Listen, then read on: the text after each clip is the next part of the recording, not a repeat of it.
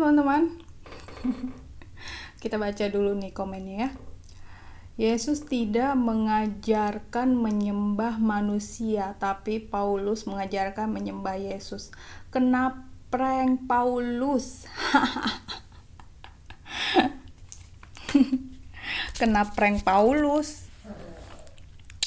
Kalau kena pranknya untuk masuk surga, kenapa enggak, saudaraku? Kenapa sih pada naif-naif banget ya menilai Rasul Paulus? Karena tidak mengenal. Karena tidak kenal Rasul Paulus. Jadi seperti itu ya tanggapannya. Mari kita baca surat-surat Rasul Paulus yang ada di Alkitab.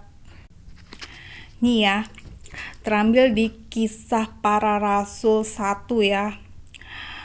Ayatnya yang pertama. Hai Terpelus, dalam bukuku yang pertama aku menulis tentang segala sesuatu yang dikerjakan dan diajarkan Yesus.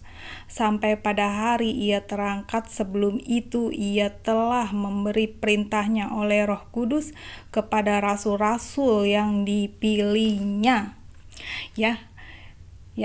Jadi Roh Kudus ya yang dikirim oleh Tuhan Yesus, yaitu Roh Tuhan itu sendiri, Roh Kudus, itu telah memilih para rasul-rasulnya untuk memberitakan tentang Tuhan Yesus.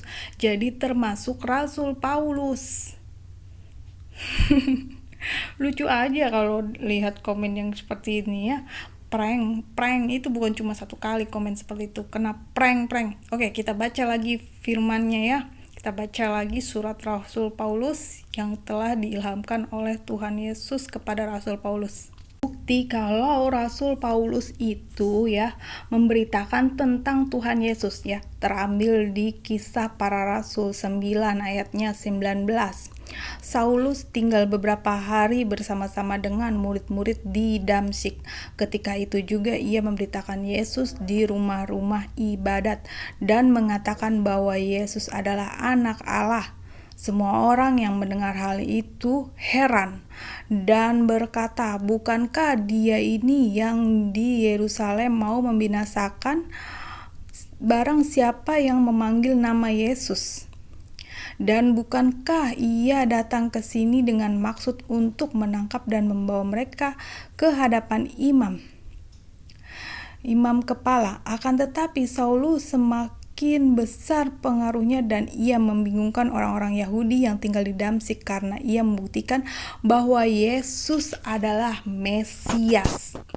Ya, Rasul Paulus berbalik 180 derajat ikut Tuhan Yesus dan dia sudah berbalik, bertobat, ya, tidak lagi seperti hal yang dahulu membenci Tuhan Yesus. Malah dia memberitakan Injil karena dia dipakai oleh Tuhan Yesus dengan luar biasa dahsyat. Dan juga Rasul Paulus tidak membebankan kita dengan beban-beban yang berat ya, dengan rasa gundah gulana atau kesedihan.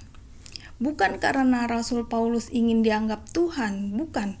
Tapi Rasul Paulus meneruskan apa yang diajarkan Tuhan Yesus, yaitu Tuhan Yesus di Matius 5 dia ayatnya yang ke-1 sampai dengan 12 ya. Tuhan Yesus memerintahkan kita untuk selalu berbahagia ya, dalam keadaan apapun, dalam keadaan miskin, dalam keadaan duka cita, dalam keadaan lemah ya, harus tetap bersukacita, berbahagia ya.